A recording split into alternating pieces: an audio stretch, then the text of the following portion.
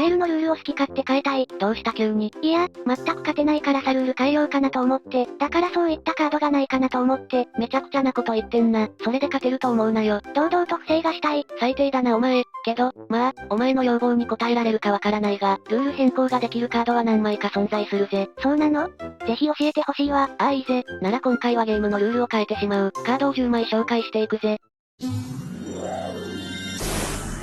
最初に紹介するのはヒエログリフの石板だぜ。カラフルな石板ね。このカードは2002年5月16日に発売されたパック、新たなる支配者にて収録されたカードで、効果は1000ライフポイントを払うことで、このデュエル中の手札制限が7枚になるぜ。元々の制限が6枚だから1枚増えるってことね。弱くない？ああ、正直言って弱いぜ。まず、発動2000ライフを払うのがこの効果に合っておらず、かなり重たいと言えるぜ。確かにこの効果でライフコストを払うのはかなりシビアよね。しかも手札を増強するのなら無限の手札が存在しており、こちらはライフコストなしで手札の制限枚数を完全に撤廃できるため、手札枚数を増やすだけならこちらを使うのが早く、はっきり言って使い道はないぜ。散々な評価ね。ただ、無限の手札とは差別ができる点はあり、まず、あちらは永続魔法のため破壊されるとルールが戻るのだが、ヒエログリフの石板は通常魔法のため、発動してしまえば終わるまでライフが7枚までになるぜ。なるほど、こっちの方が確実にルール変更できるというわけね。安定感というと変な話ではあるが、こちらの方がまあ、確実に手札を増やせるという感じだな。まあ、誤差というかそんな感じではあるけどね。さて、そんなヒエログリフの石板だが、使い方としては正直あまり活かす場所がないのだが、手札の枚数が攻撃力に比例するオシリスの天空竜との相性が良く、攻撃力を7000まで上げることができるぜ。まあ、そこまで恩恵があると言われれば微妙だけど、ないよりはマシか。まあ、使いどころはないと言えるが今後、手札を増やすことで、効力を発揮するカードとか登場すれば、価値が上がるかもな。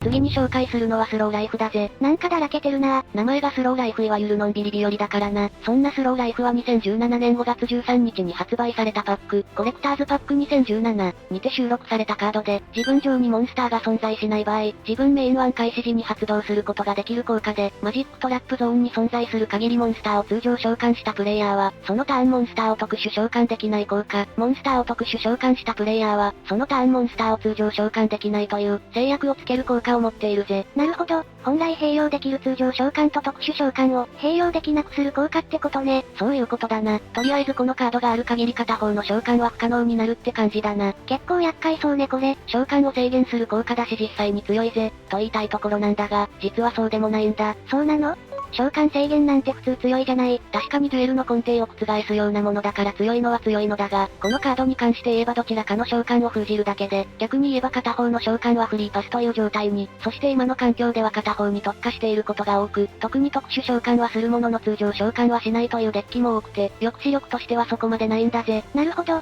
確かに片方だけの召喚方法しか使わないのなら、そこまでの抑止力はないわね。召喚回数に制限を設けているわけでもないからな。逆に特殊召喚を全くしないよう戦獣やフワンダリーズといった、デッキにも全く通用しないため現代遊戯王においては、あまり使えないカードとなっているぜ。なかなか強そうなのに残念ね。15年前に登場していればかなり活躍したと思うんだけどな。とはいえ、今でも通常召喚と特殊召喚を併用するデッキ自体は多く、また、切り込み隊長やドラコネットのような、召喚をトリガーに特殊召喚を行う効果を全て封殺することができるのは強く、エンタメイトドクロバットジョーカーなどの召喚でサーチを行った場合に、そのターンの展開をそこで止めることができるなど、全く使えないわけではないぜ。特定のカードには刺さる感じね。しかも、どれも汎用性の高いカードだし、サイドデッキに忍ばせておけば思わぬ活躍をしてくれる可能性もあるわけか。そうだな。あとは帝王のようなアドバンス召喚のリリース要因を、特殊召喚で調達するデッキにも刺さりやすいな。こう聞くと、さっきのヒエログリフの石板に比べて、活用チャンスはありそうね。レイムもさっき言っていたがメインというよりは、サイドに入れておく方が活躍可能性があるカードと言えるぜ。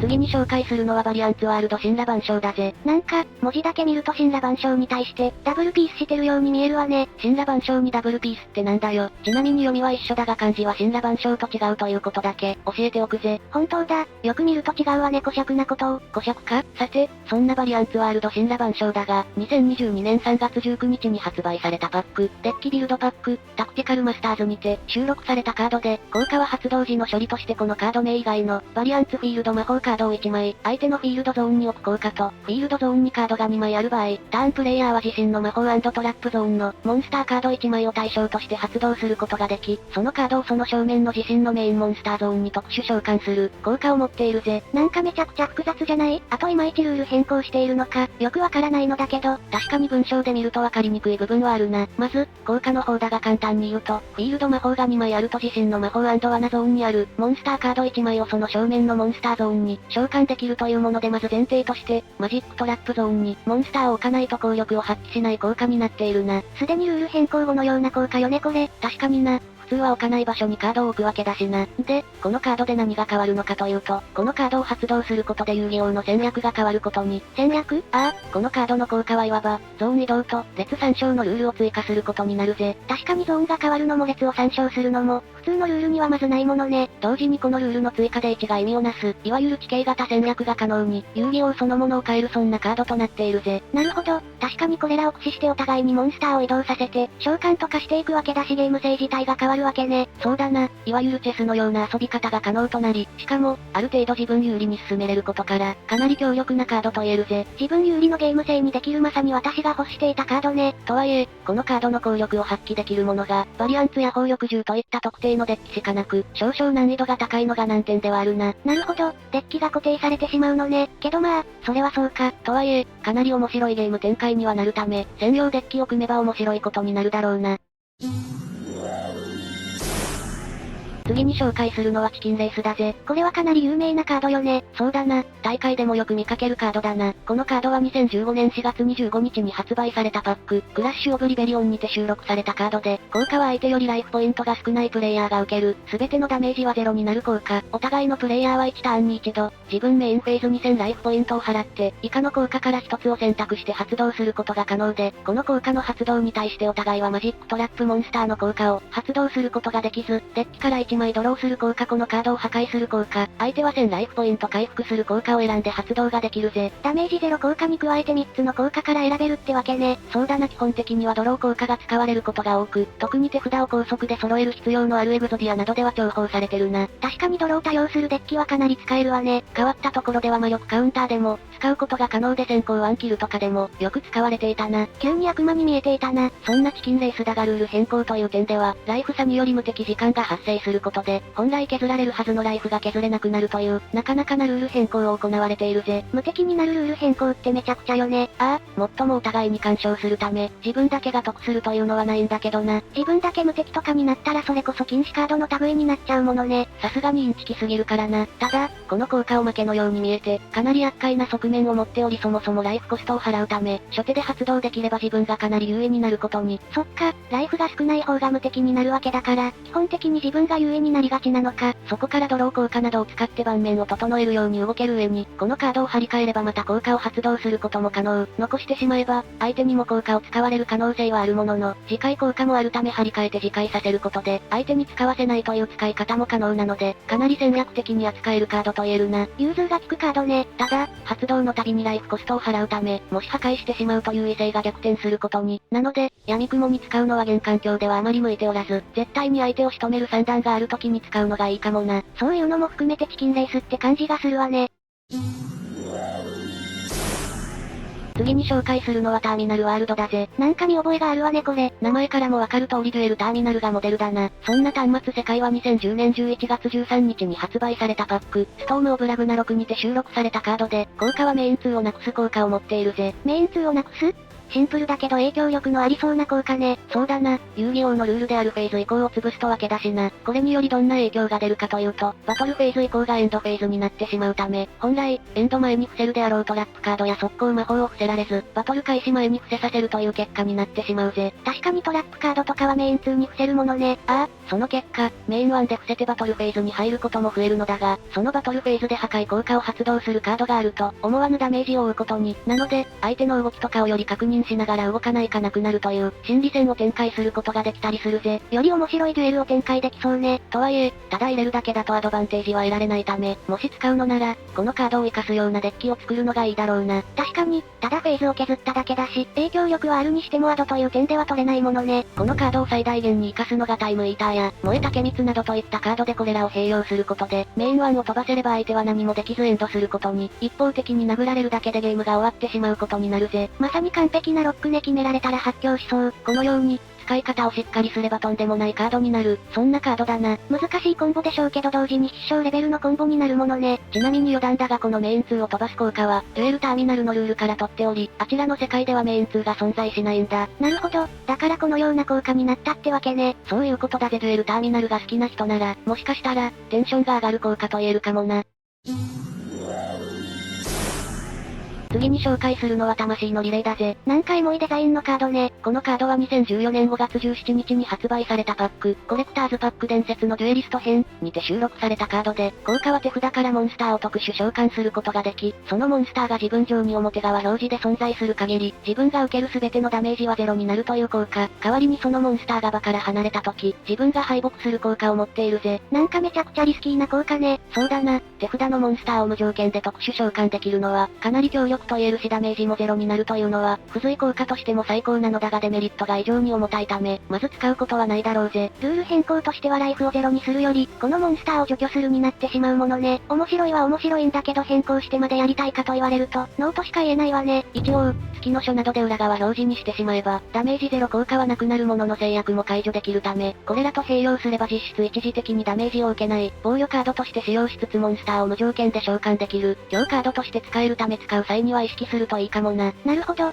そういう抜け穴的な部分はあるわけね。ああ、他にもモンスターゾーンから、マジックトラップゾーンに移動させる効果とかそういったものでも回避可能だな。色々と抜け穴があるのね。ただ、トラップカードであることと一旦はリスクを負うことになるため、効率がいいとは言えず緊急回避用のカードとして使うのが、精一杯と言えるな。その緊急回避もミスれば敗北に繋がるから、やっぱ使いどころはかなり難しいわね。ちなみにこのカードアニメ遊戯王デュエルモンスターズのダーツ戦で、遊戯が使用していたカードで OCG 化までに、かなり時間がかかっていたりするぜ。まあ、効果がかなり特殊だし色々と考えることがあったのでしょうね。ルールが整備された今だから出せたカードとも言えるかもな。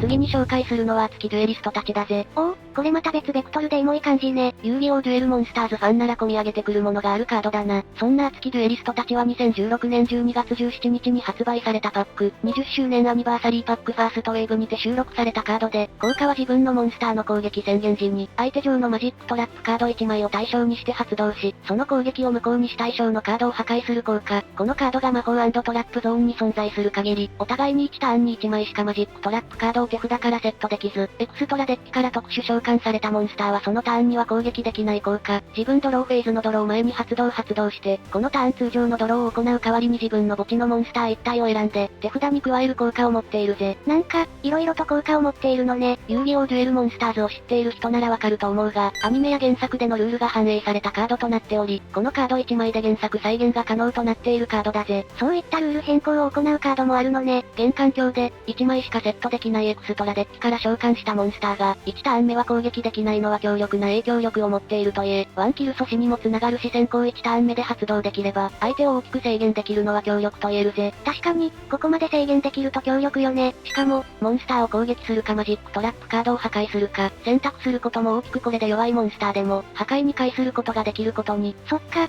そういう使い方もあるのかこれ。ああ、トークンとかで攻撃しても発動できるため、ここも強みと言えるな。聞けば聞くほどいいカードね。1ターンに1枚しかセットできないという部分や、破壊効果を活せるカードとして魔封じの方向が存在しており、このカードと組み合わせれば実質相手はマジックトラップを封じられることに。トラップカードや速攻魔法は発動される可能性はあるけど、通常魔法を封じれるのは強いわね。ただし、このカードの影響は自分も受けてしまうため、闇雲に使うと自分の首を絞めかねない点は注意が必要だな。これまでのカードにも言えるけど使う際にはしっかりとデッキを構築して、使うのがいいカードね。次に紹介するのはテンペンティだぜ。なんかすごい独特なカードね。このカードは2001年11月29日に発売されたパック、ミサラジカルエイジ、蘇りし魂にて収録されたカードで、効果はお互いのデッキを裏返す効果となっているぜ。お互いのデッキを裏返す？つまりデッキ公開状態になるってことよね。そういうことだぜ。これまたとんでもないルール変更効果になるわね。このカードもただ発動するとはどう稼げるというカードではないのだが、デッキトップが互いにわかるということのため、デーモンの宣告やリチュアディバイナーといった、デッキトップを当てることではどう稼げるカードとの相性が良く、併用すれば、実質毎ターン2枚ドローが可能になるということに。まさに爆アドね。また、相手のデッキトップもわかるため、引かせたくないカードが見えれば叩き落としなどの効果で、狙って墓地に送ることもできるしマインドクラッシュのような、手札のカード名を宣言してハンデスする効果も、簡単に効力を発揮することに。情報が全てわかるから本来活用しづらいカードでも、猛威を振るわせることができるというわけね。そういうことだぜ。これらを活かしたデッキが天変地異コントロールと言われており、かなり渋いデッキだが思わぬ苦戦を強いられるデッキとなっているぜ。全て筒抜けってことは相手の戦略もわかるわけだし、かなり動きにくさは感じそうね。ただし、さっきも言ったが自分の手の内も明かしているため、思わぬ反撃を食らう可能性もあり、ここは注意が必要だな。作戦も立てやすいでしょうしうまくか乱できるようにしたいわね。また、かなり特殊な効果なので裁定などが結構複雑で、特に大会などでは使用する際にジャッジと確認するなど、ある程度の知識や確認が必要な点は注意するべきだな。シンプルな効果だけどなかなかにくせ者って感じなのね。あと、デッキが少しずれると2枚目以降のカードが見えてしまうため、ここも少し注意するといいぜ。本当根本から常識を変えるようなカードなのね。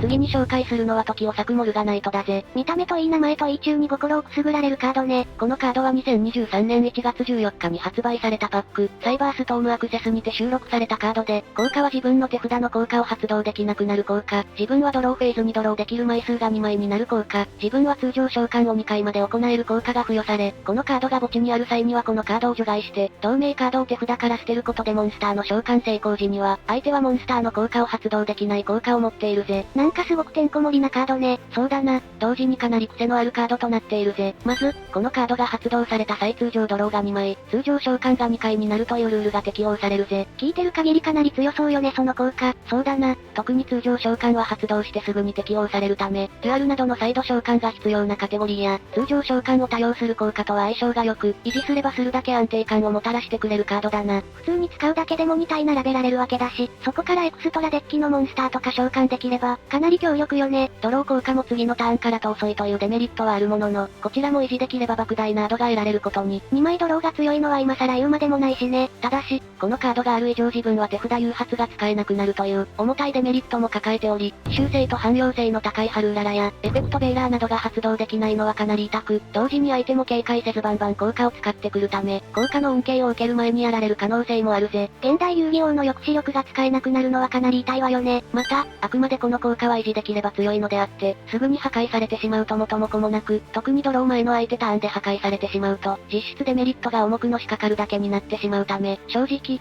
使いどころが難しいのはあるな。効果使うだけ使って最後に破壊なんてされたら、たまったもんじゃないしね。さっきも言った通り維持できれば強いものの、維持するには難易度が高くこのあたりはデッキの構築能力など、プレイヤーの実力が問われるカードとなっているな。どう守っていきどう生かすのか腕の見せ所って感じね。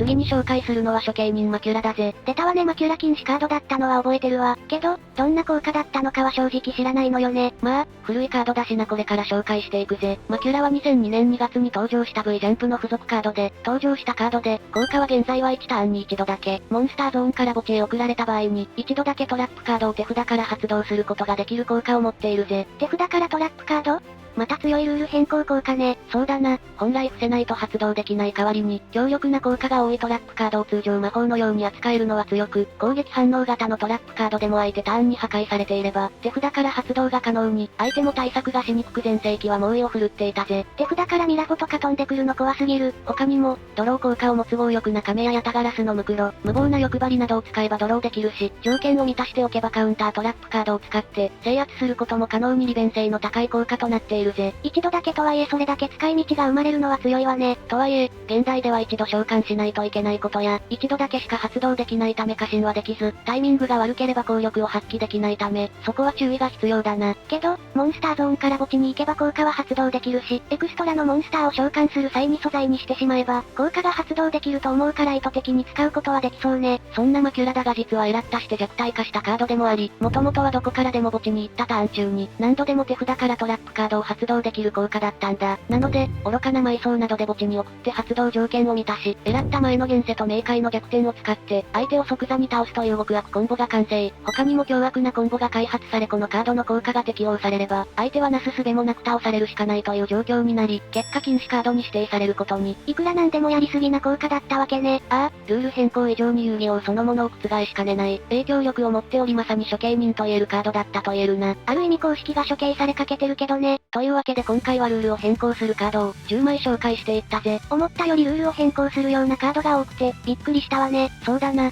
10枚もあるのは意外だったという人もいるだろうぜ。けど、一筋縄ではいかないというかそんなカードばかりだったわね。この手のカード効果で強力になってしまうと、ゲーム性がぶっ壊れるからなそこは仕方ないだろうな。だから、お前の希望には添えないカードは多かったと思うぜ。そうね、だけど面白いとは思えたし、今度試しに使ってみてもいいかもね。これを聞いて少しでも興味を持ってくれたのならよかったぜ。では、最後に恒例の画像で一言。モリンフェンとシーホースで悩んでいる。その2択なら両方買え。みんなはどんなセリフが浮かんだ？よかったらコメントしてね。我が魂を受け継ぎ、未来へつなげ、魂のリレー。